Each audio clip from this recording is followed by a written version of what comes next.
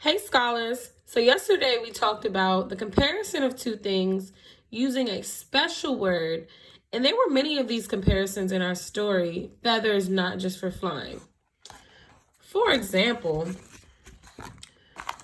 on this page it says, feathers can warm like a blanket.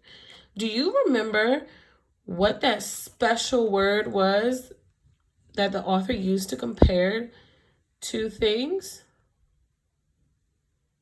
That's right. The author uses the word like, okay? He uses the word like to compare feathers and the blanket. And what is it called when two items are being compared with the special word like? Very good. It's called a simile. So today we're going to review our similes from yesterday. So in our story, it says, feathers can warm like a blanket. So what does the author mean? What two items are being compared? And why is he saying that? Well, why is she saying that feathers can warm like a blanket? Very good. The blanket and the feathers are being compared. And the author is saying that because just how a blanket is warm to us, feathers can warm birds. Let's move on to our next one. Feathers can cushion like a pillow. What does the author mean by that? The feathers can cushion like a pillow. Very good. The author is explaining to us how pillows are soft for us, just like feathers can be soft for birds. And we also learned that birds use feathers to cushion their nests and their eggs. Feathers can soak up water like a sponge. What is the author saying here?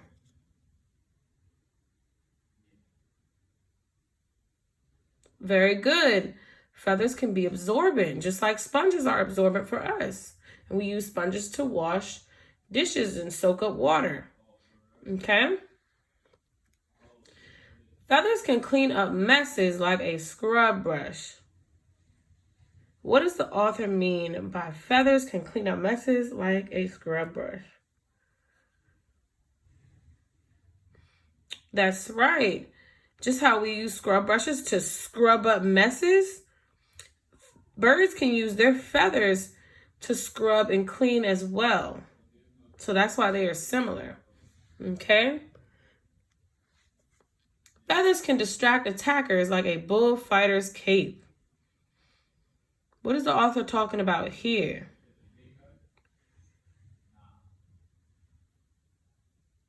Awesome job, scholars. That's right. The feathers can be distracting because of their bright colors. It's similar to how a bullfighter distracts a bull with the bright red cape, as you can see in this picture. And again, what was that key word, that special word that the author uses to compare the two items, or compare the feathers to the bullfighter's cape? Like, that's right. Remember that special word, like.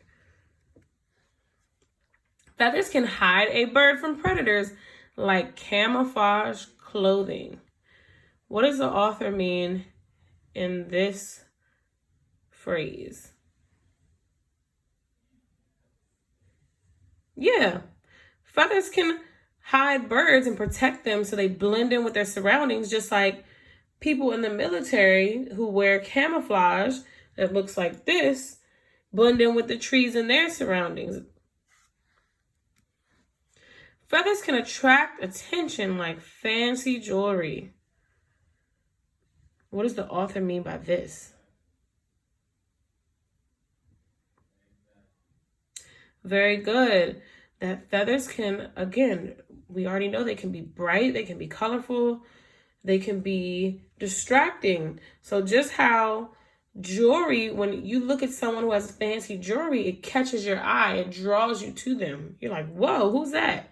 So feathers can do the same for birds. And we learned that what bird does this? What bird uses their feathers to attract attention? Very good, a peacock. Feathers can dig holes like a backhoe. What does the author mean by this?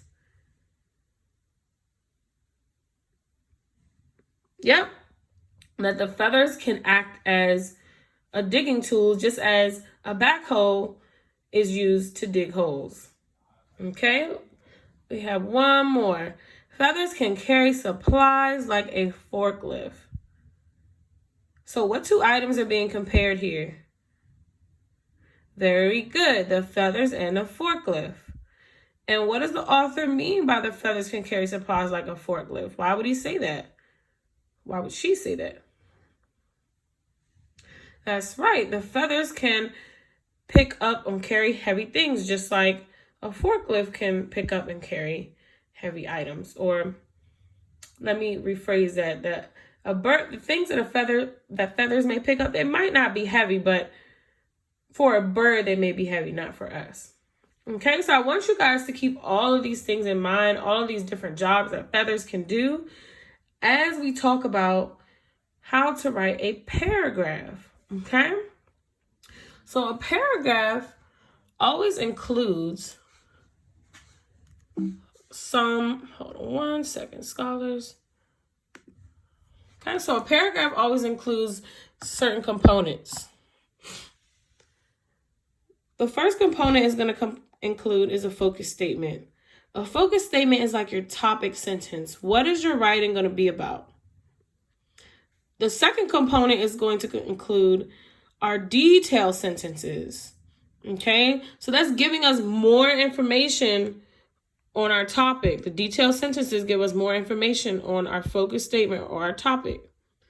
And then the last component of our paragraph is going to be a conclusion or a closure, which lets the reader know that we're ending our writing. So we're bringing our writing all together and concluding our writing. Okay? So if that's too hard for you to remember, you can also think of a paragraph like this. You can think of a paragraph like a hamburger. The bun on top is your topic sentence. What is your writing going to be about? And then the meat and all the toppings in the middle are all your juicy details. You're giving more information on your topic sentence. And then your bottom bun is your closing or your conclusion. You're wrapping it, bringing it all together, and letting your reader know that you are finished with your writing. Okay? So today we're going to start out writing our paragraph. And we're going to use our feather chart from yesterday. Okay, so with our feather chart, we described the feather. We told how the feather helps the bird survive, and then we use an example bird. Okay, so we're going to work on writing a paragraph together. So when you're writing a paragraph, friends, you want to make sure that you indent. So watch Miss Williams. Indenting just means you're not going to start here at the beginning. You're going to just move over a little bit. And I usually would tell you guys to put 2 fingers, okay? And then you start after your 2 fingers. So if we're going off of our components, what do we need to start with first? Very good. Our focus statement or our topic. Based on our chart, what was our topic about? What was our topic? Very good. How birds use their feathers to survive. So we might say for our topic sentence, birds, and watch how I start my sentence with a capital B, use their feathers. And notice how I'm making sure I have good finger space when I'm writing. To survive.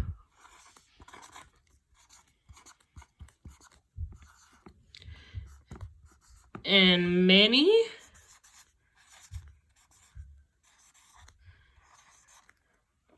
different ways. And why did I say that they use their feathers in many different ways? Do they use their feathers to survive in just one way? No, we already learned that they use their feathers for so many different reasons, and we listed them here. So we're going to use our chart to write our topic sentence and give one detail. Okay, so what is one way, using our chart or what you remember in your brain, that birds use their feathers to survive?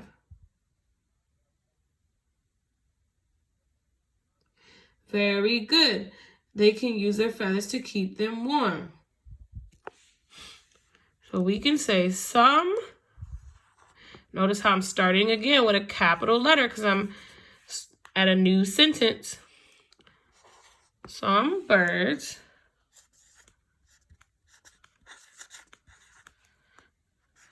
use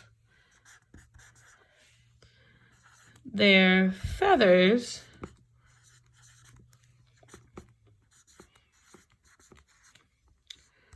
to keep them warm. All right, so let's go back to our hamburger chart.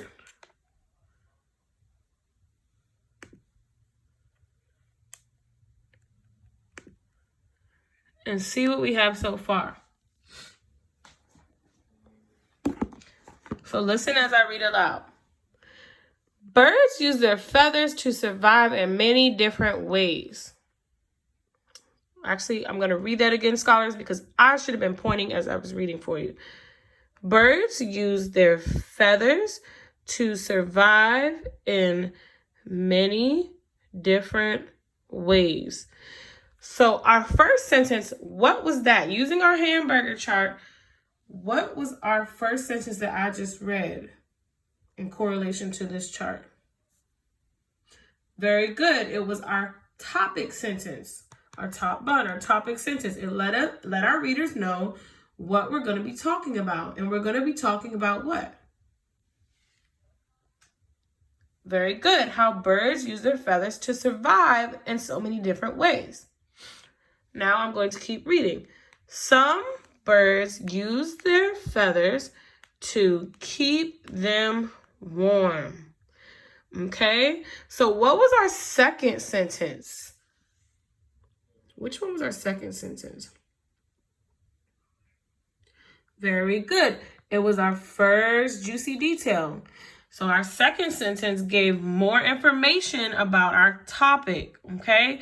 It gave the reader a little more detail about what we're going to be talking about. Okay, so great job today, scholars, with similes and with our introduction to our paragraph writing. Tomorrow, we're going to add more details and work on our conclusion. See you in the next video.